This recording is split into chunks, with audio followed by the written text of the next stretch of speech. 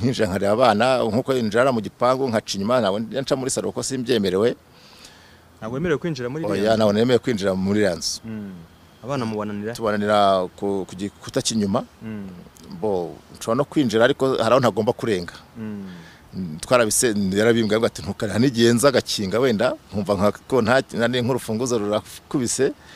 Bo nkavani n'urugamba nyine buriya yobonye umuntu mwabanye afunze wenda nk'icyumba cyangwa se afunze arantu muri salo hagafunga ho gasigara inyuma.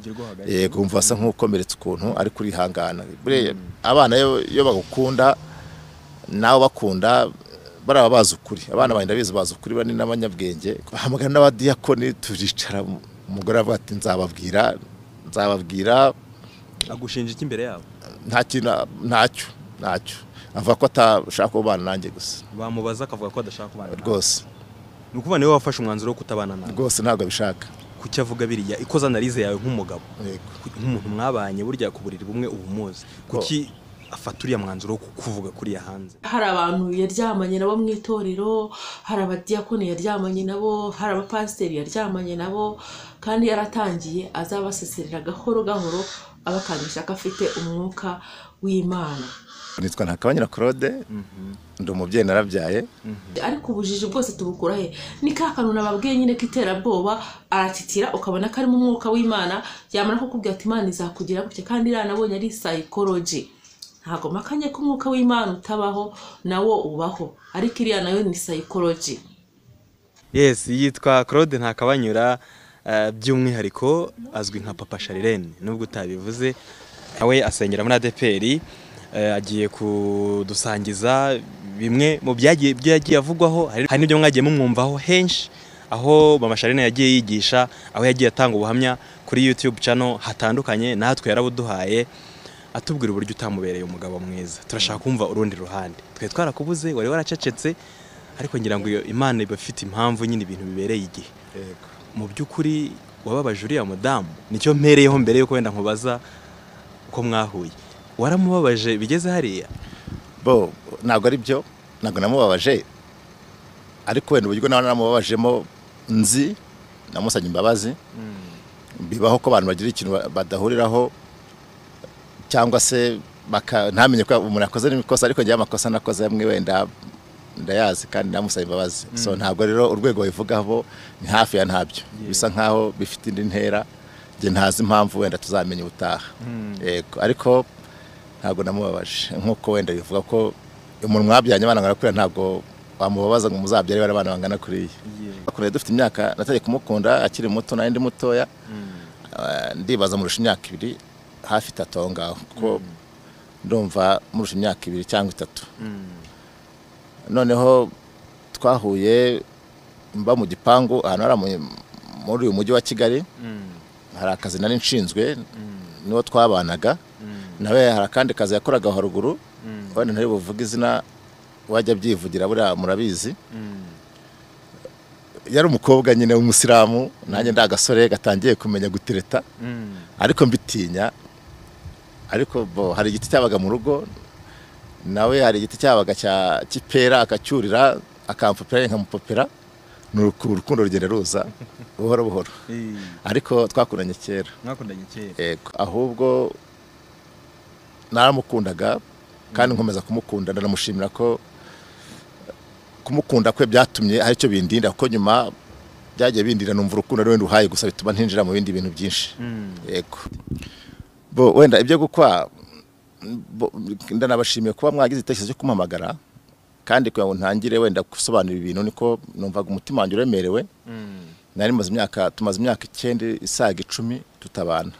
Kandi ntekereza ko mu myaka nk'irindwi yagiye avuga 7-8 ndibaza ko nta kigisho na kimwe cyangwa se wenda usibye no kuri zicano cyangwa se ku binyamakuru bindi no mu nsengero yagigisha yagiye amvuga ko ibintu byinshi ntamukoye namutwariye ubuntu. Hari n'amavideo menshi ndibaza nawe yafite bo bikambabaza ariko nkihangana buriya abagabo dukora kwihangana harimo n'abadamu bihangana ariko nge nari umutima amenyo ndava reka nsenge noneho nitabaza n'ubuyobozi bwanjye bw'umudugudu na paruwasi nkababwa ariko dore uyu muntu mudufashe twubake niba binanze navuga Imana njye banyihorere. Hello guys, umeze neza?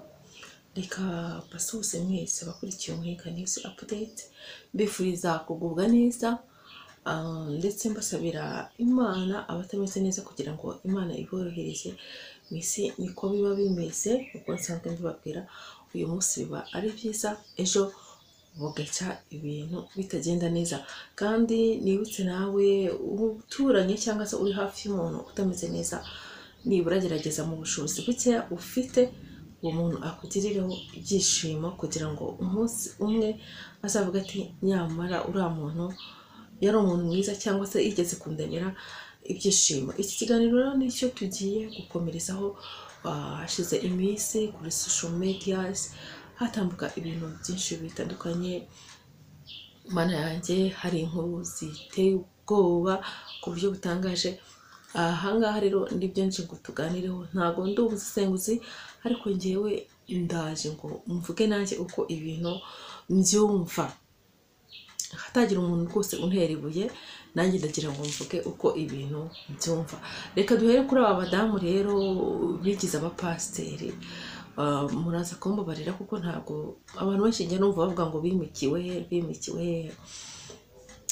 So ni ibintu navutse nsanga cyane cyane abantu bitwikira ijambo ry'Imana, bakitwikira kwitwa umukozi w'Imana, hanyuma bakaza gukora ibintu bitangaje kandi bibi. Impamvu rero abanyarwanda cyangwa se abanyafurika abantu benshi badufatira ku ijambo ry'Imana, ni cya gihe cy'ubukoroni. Urabona mu gihe cy'ubukoroni abantu baraje bigisha ijambo ry'Imana. Akenshi ngira muri opinion zanjye mbona umuntu washyizeho ibintu by'ijambo ry'Imana asa angana neza n'umuntu washyizeho amategeko. Niko mbibona. Umuntu washyizeho ijambo ry'Imana asa neza n'umuntu washyizeho amategeko. Buriya amategeko aberaho ibigande, ijambo ry'Imana niko rivuga.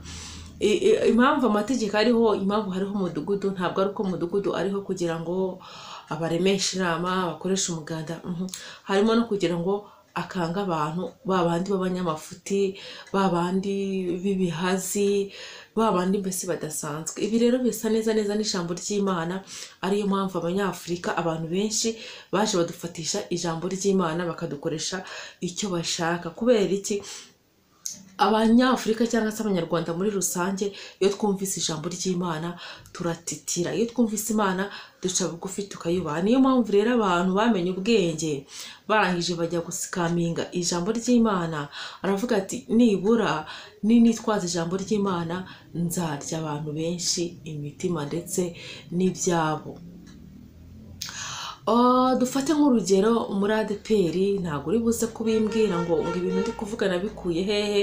Buriya njyewe nagize imyaka 9 nsengera muri ADPR, nta kintu waza umbeshya.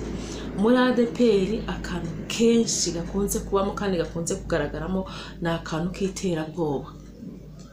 Umuntu aratitira hariya yarangiza akakubwira turapfa. Yamara kukubwira turapfa nawe ukagira ubwoba, bikaza gutuma ikintu cyose avuze uri buze kugikurikiza kugira ngo udapfa. Burya amagara ni mabi. Urumva biwuhanye na bya bindi mudugudu yavuze ati nutajya ku muganda baragufunga cyangwa se baraguhana, baragukorera iki. Birasa neza nudakora iki urapfa. Mudugudu nakakubwira ati nudakora iki, nutagira gutya urafunga. Urumva ko neza umuntu washyizeho itegeko arasa neza n'umuntu wazanye ijambo ry'Imana muri Afurika cyangwa se mu Rwanda, kwari kugira ngo abantu batazakora amahano, babandi bakubitana amacupa, babandi bagira bate. Hanyuma no mu ijambo ry'Imana avuga ati nyamara uyu muntu mushyize hano yahora afite icyoba cyo kuvuga ati ninkora iki ngiki Imana irampana. Ibi turabyemera kandi nk'ukuri Imana igihana. Ariko abantu baje gusikaminga Imana bitwaje ka kantu kubwo batugendera ngo Imana iragira ite, Imana iraduhana. Ahangaha rero niho bano badamu bazamukiye, bamama Charlene, bamama Pasiteri, Pastor Mutesi Prito, n'abandi bantu benshi batari abadamu bagiye babizamukiramo. Ariko iyo bigeze ku mudamu buriya ubona ari ibintu biteye ubwoba. Iyo umudamu yatangiye gusikaminga Imana biba ari ibintu biteye ubwoba. Ibi bintu rero mubona kuri aba pasiteri kazi ba mama Charlene na ba pastor Mutesi nuko wenda mubibona ku ma social medias no mu cyari wacu bibayo. I have experience, ndabizi cyane, abantu bankurikira banzi murabizi, ngewe ntuye bavuge, ariko abantu bankurikira muranzi ahantu dutuye murabizi ko byabaye. Ugasanga umuntu avuye nk'ahantu runaka ku mudugudu runaka, avuye yarabiciye yarakoze ibintu by'ibitangaza, yagera ku mudugudu w'iwanyu agahita yuzura umwuka agahanura. Buriya rero umuntu warahanuye muri ADPR cyangwa se mu barokore, uwo muntu abakazi bahita bamwemera. Yamara guhanura ako kanya agatangira agafata inshingano. Mu nshingano zimwe rero agenda afata harimo no kugenda asa nk'usikaminga abantu, abatera ubwoba. Ari byo by'ibimubona kw'aba bantu akenshi bikunze guturika, ugasanga wa muntu bituritse, hari abantu yaryamanye nabo mu itorero, hari abadiyakoni yaryamanye nabo, hari abapasiteri yaryamanye nabo, kandi yaratangiye azabaseserera gahoro gahoro abakangisha ko afite umwuka w'Imana. Abantu batuye mu majyaruguru mu murenge wa Muko kuri ADPR Muko, ndagira ngo banyibukire umudamu bita Francine. Muribuka neza ibyo yakoze neza birasa n'ibyo abagore bari gukora. Ikintu nakunze kubona kuri aba badamu rero, akenshi baba badafite abagabo, kandi mu by'ukuri si uko baba batarigeze abagabo, ahubwo baba barabigeze, ahubwo bitewe n'ibintu by'ijambo ry'Imana bishyizemo, kandi ugasanga ijambo ry'Imana rikurihagika ahantu hatageze gute, hadakwiriye. Nta mupasiteri ukora divorce, nta mupasiteri uta umugore we cyangwa se uta umugabo we. Njyana nibaza abantu hari ukuntu tubinjije, ariko ubujiji bwose tubukura he? Ni ka kantu nababwiye nyine k'iterabwoba, aratitira ukabona ko ari mu mwuka w'Imana, yamara kukubwira ati Imana izakugira gutya, kandi nabonye ari psychology. Ntago makanye ko umwuka w'Imana utabaho, nawo ubaho, ariko iriya nayo ni psychology. Hanjye urambona ndi umudamu, sibyo? Uranzi nshuti yanjye, cyangwa se niba utananzi ndi umudamu, byanze bikunze uratekereza ko nkeneye amafaranga, kandi koko ndayakeneye. Niyo mpamvu nicaye hano kuri kamera. Byanze bikunze uratekereza ko umwana wanjye akeneye kujya mu ishuri ryiza. Ibyo bintu numara kubitekereza, kubimanurira ukambwira uti Imana ikugiriye neza, biroroshye, kubera ko mu rugo iwanjye mfite intambara nyinshi nkeneye ko Imana igira ite ingirira neza. Ako kanya reta mbona ko Imana, hari n'ukuntu abantu tudashishoza, Imana ikugiriye neza. Ako kanya ugahita ubyumva uti Imana igize ite ingiriye neza, urahita ukubita mu mufuka w'umuceri hasigayemo inusu, uvuga uti Imana buri ubwingiriye neza, ikubisamo ibiro 50. Kubita mu kajerekani k'amavuta hasigayemo uri kurongoza ugushyira ku mbabura kugira ngo ubone utwo gukaranga, washyuhije akajerekani ku mbabura utuvuga uti buri Imana impaye litiro 3 z'amavuta. Umuntu arakubwira ngo Imana ikugiriye neza, ibisigaye byose ukabishyiriraho bitewe n'ibibazo abanyafrika n'abanyarwanda tugeze dufite. Ako kanya rero uwo muntu ugahita ugira ute, ugahita umwemera uti Imana imurimo. Ntabwo ushobora kumbwira ko ndi umudamu ntakeneye igitenge cyiza, ntabwo bishoboka. Urambwira iti Imana irakwambitse, ndahita nkubita kuri ka gatenge kanjye nsanzwe nambara gatangiye gucuyuka, cyangwa se niba afite n'igishyashya. Ariko hari ikindi nifuza, abadamu duhora tugira dute twifuza, ndetse n'abagabo bahura n'iki, imishinga. Umugabo n'umuhanura iti Imana ikugiriye neza, azavuga ati cya kibanza cyanjye buri Imana igiye kugira ite, igiye kucyubaka. Hari akantu nakunze kubona, iyo akubwira ngo Imana ikugiriye neza, hari n'ababanza kukubaza ngo ubundi ibintu bijyanye n'ibibanza ngo bifiteho kibazo ki. Akakubwira ati ibintu bijyanye n'inzu ubifiteho kibazo ki. Ni gute udafite ikibazo cy'inzu kandi uri umugabo? Nta n'ukuntu udafite ikibazo cy'ikibanza kandi uri umugabo. Murumva ibintu biratandukanye. Umugabo ni mu bibanza, ni mu mazu, ni mu biki, abadamu ni mu bitenge, ni mu kugirirwa neza. Twebwe duhita tujya mu mifuka y'imiceri n'amajerekani y'amavuta. Yamara kubikubwira ukavuga uti uyu muntu ari mu mwuka w'Imana. Ni gute wowe uri mu mwuka w'Imana warataye umugabo wawe? Ni gute uri mu mwuka w'Imana umaze gutandukana n'abagabo 3 cyangwa 4? Uwo mwuka w'Imana aturuka hehe?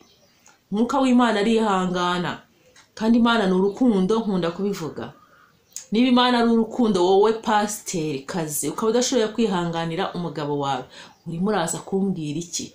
Iyo Mana umpanurira iri buze kungirira neza, kuki wowe itakugiriye neza ngo umugabo wawe muhindure niba yakunaniye?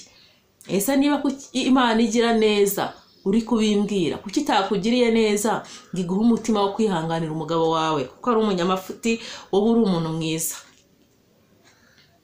Abantu tureke kuba injiji, dukanguke. Umuntu araza kukubwira ngo Imana ikugiriye neza, iyo neza akubwiye nawe arayikeneye. Banzu rero uvuge ngo mbese iyo neza ari kumpa we arayifite. Numara kubona ko ayifite, uri buze no kumenya ko ineza afite yaguhaho portion nkeya, nawe ukagirirwa umugisha kuri iyo neza afite. Ikindi, uriya mudamu Pastor Mutesi bavuga ko yatse umugore, yatse umugabo Prito, I'm sorry. Wowe ubundi wa mudamu we, abantu wabwirizaga ni injiji, abantu wabwirizaga ni intama, abantu wabwirizaga ni bantoki. Nibyo nababwiye, umuntu arifata akiba umugabo w'abandi, yamara kumwiba akimukira ahantu runaka, agahita ajya akacyatsa agatitira. Yamara gutitira mwese mukagira gute? Mukemera. Abadamu buriya basigaye baramenye ubwenge bwo gusikaminga Imana. None umuntu araje ati ncumbikira, bwihishwa mubanye nk'umugore n'umugabo, ariko ubundi uwo mwuka w'Imana urarurongorana n'umugabo utari uwawe, mu gitondo ukajya kubwiriza ukagihindisha ugatitira. Genda bazi benshi nababwiye ngo abantu banzi ibyo ndi kuvuga barabizi. Wa mudamu nababwiye Francina yibye umugabo i Kigali, amaze kumwiba muzana aho ngaho nababwiye mu muko, arangije kumuzanayo amwibye umumabuja yakoreraga, amaze kumuzanayo araza ahita amujyana mu rusengero. N'uwo mudamu ahita ajya mu rusengero, arangije arihana, ahita atitira arahanura. Amaze guhanura bahita bamwemera, ariko kubera ko Imana batajya bayisikaminga, mu minsi mikeya nyina w'uwo muhungu yaje kumutwara ati subira mu rugo wa gicucu. Mugabo agira gute? Asubira mu rugo. Reka amaherezo hose story nkeya kugira ngo mubyumve neza ko bihuye n'ibyo mama pasiteri nabo badamu bose mama Sharirene. Noneho umugabo nyina amusubije mu rugo, asubira ku mugore we mukuru. Wa mudamu agira gute? Aguma aho ngaho mu muko. Ndibuze kuvuga mu muko gusa, wowe niba utahazi wihangane, ariko abahazi baraza kuhamenya. Noneho igihe cyaje kugera, wa mudamu aruzuzwa, aratangira acengera mu itorera, aratangira ahanura, aratangira agira ate. Igihe kiza kugera, abona umusore mwiza, ati uyu musore Imana yagize gute? Yaramumpaye. Igihe kigeze atangira guhanura ati Imana yamuhaye umusore mwiza, kandi umudamu afite umwana. Urabyumva neza? Afashe umusore urangije kaminuza, ati uyu musore ni Imana yagize gute?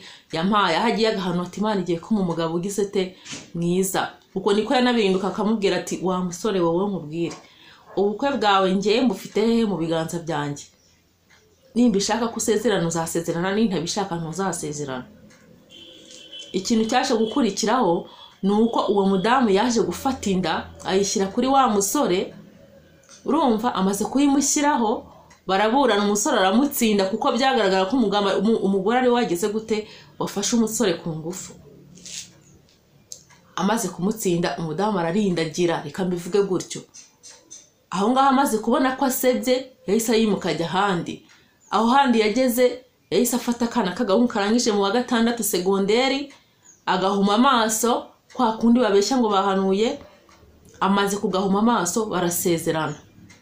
Bamaze gusezerana, mu gihe batarabyara n'umwana, iwabo umwana kwa kundi abana baba baragiye gushaka ubuzima, iwabo umwana baza kumenya gute ko yageze ate? Yasezeranye. Mu gihe gito bataranabyara, buruse y'uwo mwana yahise igira ihita isohoka. Iwabo bahise baza baramufata, baramutwara bati mushenzi jya ku ishuri. Niko gusiga nde? Wa mudamu. Mugende mwumva step by step Prito. Wa mudamu hahandi yaragiye mu Bugesera, igihe cyarageze ahasebeye hose ahita himuka. Yahise ava aho ngaho ajya hehe? Ajya i Kigali. Ubu niho ari. i Kigali yageze aratubura ajya ku ma YouTube channel ati ge rwose ati nabanaga n'umuhungu gutya ntera ndagira ibice, avuga ibigambo byinshi kandi aho ngaho harimo aragira ati arabeshya ukurara kuzi kuri mu mutima we. Kageso rero katajya gashira, izi saha ubu yatse undi mugore, umugabo niwe bagize gute bari kumwe. Umugabo yaravuye Darfur, ubu ngubu bari kumwe muri Kigali. Umugore we yari umwadeperi yarangije agira ati abivamo bitewe n'iki abahanuzi baratugusha, baraza bakatubeshya tukagira gute, tukaguha umudamu yabivuyemo amapana arambara ibiki byose arasuka, kandi yari umuririmbyi muri korali igizite ikomeye. Urumva neza iyo story iraza gusa, iyo situation irasa neza nk'iyuriya mudamu Pastor Mutesi yatse umugabo. Uriya mudamu ntabwo yahuye n'uriya mugabo, uriya mudamu ari isugi. Yarasanzwe agize ate afite abana. Kuba yarabanaga n'uriya mugabo harya ngo ni Jumongo, kuba yarabanaga nawe bwihishwe ntabwo byamubuzaga kujya kubeshya abanyarwanda n'abanyakigali, abakuramo icya 10 ubugari n'umuceri, ababeshya ko Imana iri kugira gute iri kuvugira muri we, kandi ahisha iki umugabo mu nzu, kandi aho ngaho akanitwa umukozi w'Imana. Ibyo byose urumva ko situation zigize gute ni imwe, situation ni zimwe. Uragiye uryamanye n'umugabo w'abandi bwihishwa, n'ababwinga gatirike bakoresha bahita bava ahantu babazi bagahita bajya hehe aho batabazi. Urana we niko yabigenje. None arashye ku mihanda, Pastor Mutesi ntwaye umugabo narindaya ye, umuntu w'umukozi w'Imana w'umuhanuzi urifata ukavuga ngo wari indaya y'umuntu runaka. Indaya izajya mu ijuru, indaya irahanura kandi buri iyo bataza kukuvumbura wari kuzakomeza ukagira ute ukabeshya. Ntekereza ko ngo hari n'injiji ukibeshya ko ufite umwuka w'Imana uvuye hehe. Buriya mugabo iyo mumubonye mubona adakuze, bari bahuye ari umusore se nawe yaravuye ahandi. Abantu ni mube indaya ku karubanda, ariko mureke kwitwaza izina ry'Imana, kuko umunsi umwe Imana izaza kandi izabahana. Ijambo ry'Imana ryaravuze ngo ibyo byose urabikora nka kwihorera, ariko umunsi umwe nzabikira ku murongo byose uko bigize gute uko bingana. Indaya irahanura, indaya iba pasiteri byagenze gute. Wowe ntufite icyumba ukuriye cy'amasengesho, uba pasiteri ute kandi nawe ubizi ko mu mutima uri indaya. None rero mama Pastor Mutesi nawe afatiyeho abonye umugabo, baramuvuze bati ubana n'abagabo 5-6 gute, ararakagiye hehe kuri RIB. None si ibyanjye murabizi, ariko mbivuze mwabimenye. Ibyanjye ntago mubizi, nanjye nubwo ndi kuvuga abandi nanjye ibyanjye birahari, mbivuze mwagira gute mwabimenye. None wo muntu w'umupasiteri ubundi utagira ibanga, abagabo rero nabo bararenganye. Buri uri umugore wanje, akantu kose kabaye mu rugo ubu ngo byaroroshye biza kuri social media. Ubundi buriya uko bigenda atari kuri social media mu buzima busanzwe, buriya iby'umugabo wawe abo bagabo bose mwatandukanye, abaturanyi babaga babizi bose byose. Hari abagore baba bazi kuvuga nta banga ashobora kugira ry'urugo. None niba umugore yitwa pasiteri akaba adashobora kwigirira ibanga, utekereza ko mu rugo rwe yarigiraga? None se Pastor Mutesi nawe nkugaruka umukozi w'Imana, niba izi saha Bosco Empire agushinja ko wari ugiye kumugongesha ikamyo, n'amagambo wivugiye ko azajya afata ubugari akabukoza mu maraso y'abantu akarya. Nihe wabonye umuntu arya amaraso y'abantu? Kuba wavuze ibintu byawe ukabishyira ku mihanda, Bosco Empire cyangwa se n'abandi bantu bakabijyaho bakabikritika, barangiza YouTube ikabahemba, ibyo nibyo wita amaraso? Ese iryo jambo rivuga ngo uwo muntu uvuga ngo umuntu ngo anywa amaraso y'abantu akayakozamo ubugari yagize isosi, uwo muntu ubivuga ni wongera kuja imbere y'iteraniro ukigisha? Mujye mureka kutubeshya. None urimo uragenda urafata abagore bose bagiye bahura n'uwo mugabo ukabagira gute ukabakipinga. mbese uratekereza ko uwo mugabo kuba ukipinga abo bagore uzanamutandukanya nabo? Wabaha amafaranga, wabaha ibya mirenge, azasubirayo. Baraziranye imbere yawe kandi kukurusha. Icyo ashaka ni mani yawe, ibindi byose wapi. Arishakira iki? Amafaranga. Wowe urafata umugabo wavuye mu bagore ngo genda no muri Zambia babandi bavuze yagiye agira bose ubatunganye barangiriza ibibazo, wishyura ama minerval n'ama mituweli n'ibiki byose. Sinzi niba no muri Zambia bishyura mituweli. Ibyo byose ubikore, maze wumve imbaraga ukuntu aba bagore bakunda abagabo. Yes, I'm sorry kabisa, mu buzima busanzwe abagore twese dukunda abagabo, ariko iyo ugeze kwaba abagore biyita aba pasiteri, uburyo imbaraga bakoresha bashaka abagabo ziba zirenze. I swear to God, imbaraga bakoresha bashaka abagabo ziba zirenze. Ushobora kwibaza ngo Pastor Mutesi aha atangiye kugirana umubano n'uyu mugabo amaze gutakaza amafaranga ngana iki? Uzi ko neza n'inzu n'ikibanza yabigurisha ariko akabona umugabo? Ntabwo nzi akariro baba bafite ukuntu kaba kareshya. Ariko imbaraga zose aba bagore biyita aba pasiteri, biyita abanyamwuka, biyita iki, barazikoresha kugira ngo babone abagabo. Ikiza cyabyo kuko baba bihaye atari Imana yababahaye, bagenda vuba, ntabwo baramba. Ntabwo baramba kubera ko uba wamukuruje ibyo ufite, kubera ko abantu benshi babeshyizemo bakunda amafaranga, kandi kuko nibyo uba wamukuruje amafaranga ukamubeshya uti ngiye mfite amafaranga iki, ariko indangagaciro z'umugore ntazo uba ufite. Icyo ushaka ni ukuzimya umuriro, ubundi ubuzima bugakomeza. Ntabwo byakunda rero kuzimya umuriro gusa. Kuzimya umuriro hari ibindi bibanziriza, hari indangagaciro zo kuba uri umugore. Kuba uri umugore, iyo bavuze ngo umugore hari icyo baba bavuze. Icyo ngicyo rero ni cyo ubura kugira ngo ureke gutandukana n'abagabo buri munsi. Ibaze rero kuba ntacyo ufite kandi uri pasiteri. Icyo ni ikibazo. Mama Shirlene uragenda hari ukihararanga, njyewe umugabo wanjye naramutaye byanyendaga gute. So reka tubyemere ko yari iki, yari adashobotse. Harya wowe wari ushobotse? Wowe wari ushobotse? Urifata ngo umugabo yaje kunkubitira mu rusengero. Harega nawe afite umubiri, afite n'umutima. Umugabo mwimutse yagutegereje arakubura ngo uri kwigisha mu rusengero, ngo uri gusengera abantu, uri gusengera iki, urimo urasenga iki utarabanza gutunganya Imana yawe yo mu rugo. Ni bya bindi mujya mukora, umuntu akava kwa mbere ajya gusenga akageza ku wundi wa mbere ngo Imana izamuha ibiryo.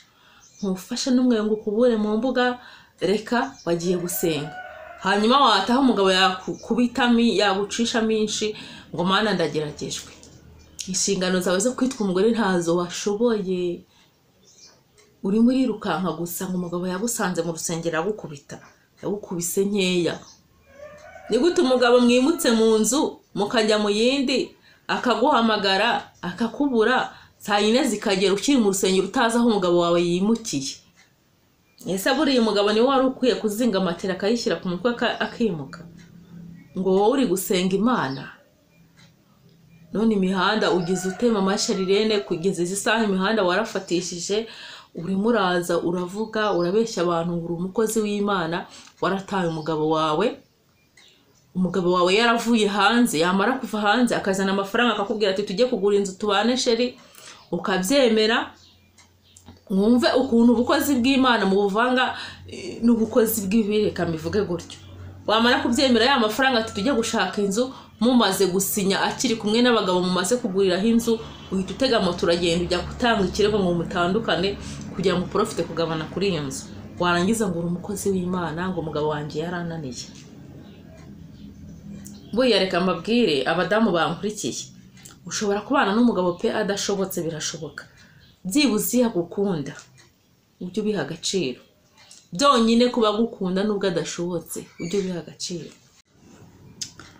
Byonyine kuba umugabo agukunda ujye ubiha iki agaciro.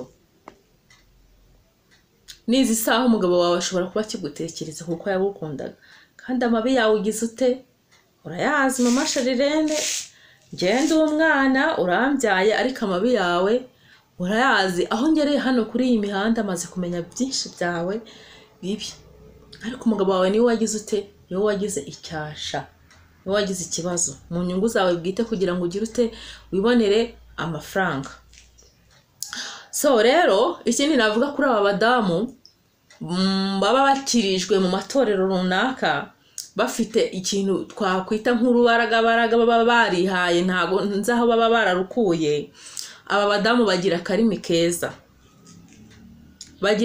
keza ku buryo kumucika biba bigize gute biba bigoye wowe nk'umugabo udafite imbaraga udafite ubwenge akugwishamo nyine yaragize akakubwira ati none tubigenze gute izo ngaruka zose ziba zaratewe n'iki kubura kuba umugore birumvikana neza umugabo wakaguta ninda yariye muri rukaka ugatangira ukagenda urindagira ukora ibyangwa n'amaso y'Imana kandi ubeshya kuri umukozi w'Imana so uko ugenda ubikora rero iminsi yawe iba ibaze ko n'umunyarwanda yaravuze ngo iminsi y'umujura n'ingahe iminsi 40 komeza ubikore komeza ubeshya abantu b'Imana komeza ubeshya abakozi b'Imana babwira ko ufite Imana ufite impano kandi uri muri babiri buriya biroroshye ababwiye umudamu kubwira masikosho ingenkinga sekubhalisela masikhubulimizwa sukumisa umzimba masikosho ingenkinga sekubhalisela masikhubulimizwa sukumisa umzimba Oma sava nana aye sava nana Como sava Como sava Como sava Como sava Aye sava Aye sava Aye sava Aye sava Aye sava Como sava